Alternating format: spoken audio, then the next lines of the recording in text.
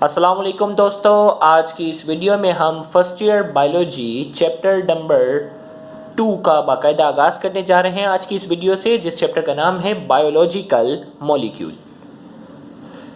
इस चैप्टर में सबसे पहले हमारे पास एक डेफिनेशन आई है, वो है बायोकेमिस्ट्री। बायोकेमिस्ट्री की अगर हम डेफिनेशन की बात करते हैं, the branch of biology which explain the chemical basis of life is known as biochemistry. Biology की वो ब्रांच जिसमें हम जिंदगी को केमिकल पॉइंट ऑफ व्यू से डिस्कस करते हैं कि हमारे जिस्म में कौन कौन से केमिकल्स हैं, हमारे जिस्म में कौन कौन से केमिकल का क्या काम है, कौन सा स्ट्रक्चर किस केमिकल से बना हुआ है। बायोलॉजी की उस ब्रांच को हम नाम देते हैं बायोकेमिस्ट्री। तो बायोकेमिस्ट्री की हमारे पास डेफिनेशन बनती है, the branch of biology which explain the chemical basis of life, जो कि जिंदगी को केमिकल पॉइंट ऑफ व्यू से केमिकल बेसिस के तौर पर एक्सप्लेन करे, उस बायोलॉजी की ब्रांच को हम नाम देते हैं बायोकेमिस्ट्री। फिर बायोकेमिस्ट्री की डेफिनेशन के बाद हम बायोलॉजिकल मॉलिक्यूल की तरफ हम आते हैं। लेकिन इस लेक्चर को शुरू करने से पहले आपको बताते चले कि ये लेक्चर डॉक्टर लियसगढ़ की तरफ से डिलीवर किया जा रहा है और ये हमारे यूट्यूब चैनल सिनबोर्ड टीचिंग पर अपलोड किया गया है। अगर आपने अब तक हमारे इस चैनल को सब्सक्राइब नहीं किया तो काइंडली आज ही आप हमारे इस चैनल को सब्सक्राइब करें और साथ ही साथ बेल आइकन को लाजमी क्लिक करें ताकि हमारी अपलोड करदा तमाम वीडियोस की नोटिफिकेशन आपको रिसीव हो सके। तो आइए बायोलॉजिकल मॉलिक्यूल की हम बात करते हैं। Biological molecule can be divided into following 4 main classes. Biological molecule जो हैं, यानी इंसान के जिस्म में पाए जाने वाले जो केमिकल मॉलिक्यूल्स हैं, उनकी मेजर जो है वो 4 किस्म है। इसके अलावा भी बहुत पॉसिबिलिटी है, लेकिन मेजर 4 किस्म है, जिसमें सबसे पहले है कार्बोहाइड्रेट को हम डिस्कस करेंगे, फिर प्रोटीन, फिर लिपिड और फिर nucleic acid. One by one हम सबको डिस्कस करने जाएंगे। तो आइए हम शुरू करते हैं कार्बोहाइड्रेट को। द ऑर्गेनिक कंपाउंड, सबसे पहले ये याद रखिएगा, ऑर्गेनिक कंपाउंड वो होता है जिसमें कार्बन एटम का होना जरूरी है। The organic compound which contain carbon, hydrogen and oxygen, वो ऑर्गेनिक कंपाउंड जिनमें 3 चीजों का होना जरूरी है, कार्बन, हाइड्रोजन और oxygen. But the ratio between hydrogen and oxygen is similar to H2O। हमने कहा वो ऑर्गेनिक कंपाउंड जिसमें कार्बन हो, जिसमें हाइड्रोजन हो और जिसमें ऑक्सीजन हो, लेकिन हाइड्रोजन और ऑक्सीजन के दरमियान का जो रेशियो होगा वो सिमिलर होगा किसके, H2O के। क्या होगा, सिमिलर होगा। मतलब ऑक्सीजन जितने भी होंगे, हाइड्रोजन हमेशा उसके मुकाबले में क्या होंगे, डबल होंगे। ये ज्यादातर कार्बोहाइड्रेट में यही रेशियो होता है, सिवाय एक्सेप्शनल कुछ के। They are called carbohydrate. तो वो ऑर्गेनिक कंपाउंड जिसमें कार्बन, हाइड्रोजन और ऑक्सीजन हो, लेकिन हाइड्रोजन और ऑक्सीजन के दरमियान का जो रेशियो होगा वो H2O के सिमिलर होगा, उन्हें हम कहते हैं carbohydrate. They are also known as hydrated carbon. इन्हें क्या कहते हैं, हाइड्रेटेड कार्बन भी कहते हैं। तो कार्बोहाइड्रेट की हमारे पास डेफिनेशन बनी, 3 चीजें हो, कार्बन, हाइड्रोजन और ऑक्सीजन, और हाइड्रोजन और ऑक्सीजन के दरमियान का जो रेशियो होगा वो H2O के सिमिलर होगा। उन ऑर्गेनिक कंपाउंड को हमने नाम दिया हुआ है कार्बोहाइड्रेट्स का, और कार्बोहाइड्रेट को हाइड्रेटेड कार्बन भी कहा जाता है। अब कार्बोहाइड्रेट की हम क्लासिफिकेशन की बात करते हैं। Carbohydrates are basically classified into 3 types. 3 types में इसको जाकर जो है वो क्लासिफाई किया जाता है। Number 1 monosaccharides, number 2 oligosaccharides, number 3 polysaccharides. Saccharides का मतलब है शुगर। याद रखिएगा, ये एक गलत दिया हुआ नाम है। सेक्राइड्स का मतलब होता है शुगर। ये एक गलत दिया हुआ नाम है क्योंकि पहले जमाने के लोगों का मानना था कि जितने भी कार्बोहाइड्रेट हैं सबके सब मीठे हैं, लेकिन ऐसा नहीं है। ज्यादातर मीठे हैं, लेकिन कुछ ऐसे हैं जिनका जायका मीठा नहीं भी है। तो ये एक गलत दिया हुआ नाम है, लेकिन ये कॉमन चलता जा रहा है, तो अब तक इसको इसी नाम से पुकारा जाता है। सेक्राइड्स का मतलब शुगर है। मोनोसेक्राइड्स वो कार्बोहाइड्रेट होंगे जो मजीद टूटने की सलाहियत नहीं रखते, मतलब वो एक यूनिट के तौर पर काम करेंगे। ओलिगोसेक्राइड्स, ओलिगो का मतलब क्या होता है, फ्यू, चंद। पॉली का मतलब होता है मेनी। तो ओलिगोसेक्राइड्स वो कार्बोहाइड्रेट होंगे जिनको तोड़ने पर हमें चंद मोनोसेक्राइड्स मिल जाएंगे।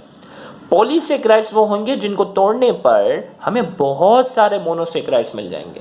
तो वन बाय वन हम तीनों को डिस्कस करने जा रहे हैं। तो सबसे पहले आज की इस वीडियो में हम मोनोसेक्राइड्स को डिटेल में डिस्कस कर लेते हैं। फिर इस वीडियो का जो अगला हिस्सा होगा उसमें ओलिगोसेक्राइड्स और पॉलीसेक्राइड्स को भी हम डिस्कस करेंगे। तो मोनोसेक्राइड्स की हम बात करते हैं। The carbohydrates which can not be further hydrolysed are known as monosaccharides.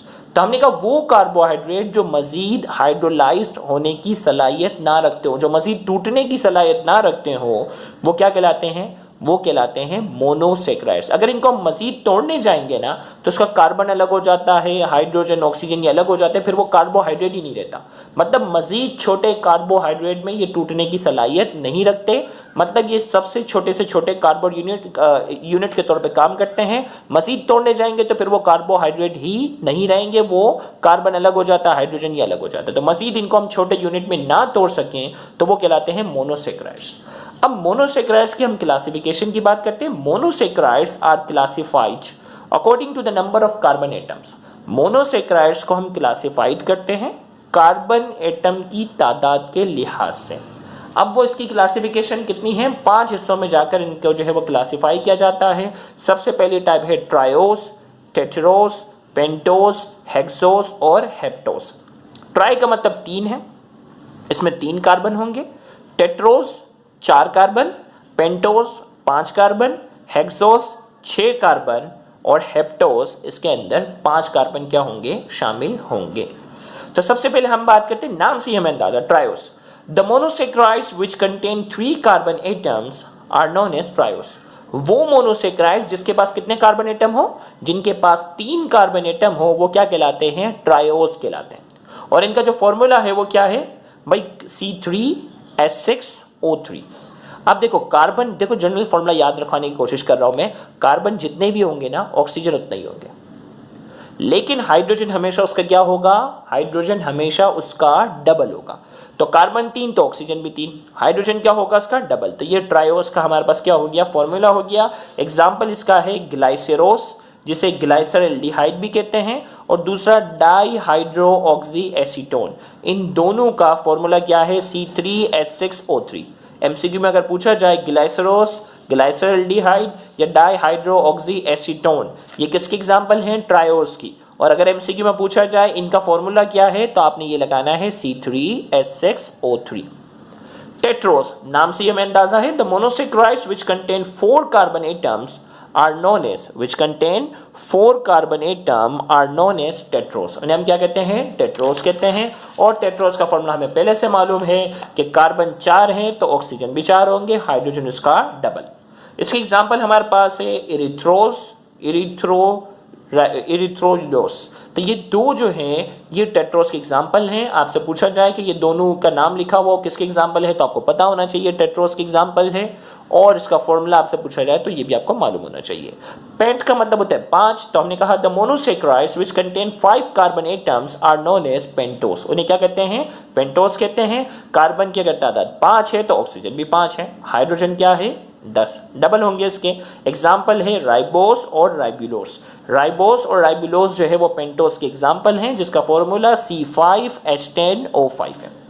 फिर आ जाता है hexose. The monosaccharides which contain 6 carbon atoms are known as hexose. वो मोनोसेक्राइड्स जिसके पास कितने कार्बन एटम हो? 6 कार्बन एटम हो, वो कहलाते हैं हेक्सोस। हेक्स का मतलब भी क्या होता है? 6।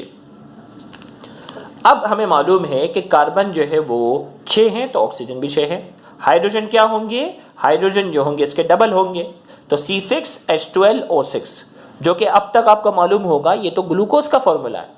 जबकि याद रखिएगा फ्रक्टोज का भी यही फॉर्मूला है, गैलेक्टोज का भी फॉर्मूला क्या है? यही है। एमसीक्यू में पूछा जाए ग्लूकोज, फ्रक्टोज और गैलेक्टोज तीनों का फॉर्मूला जो है वो C6H12O6 है, ये तीनों का फॉर्मूला। हेप्टोज, हेप्ट का मतलब होता है 7।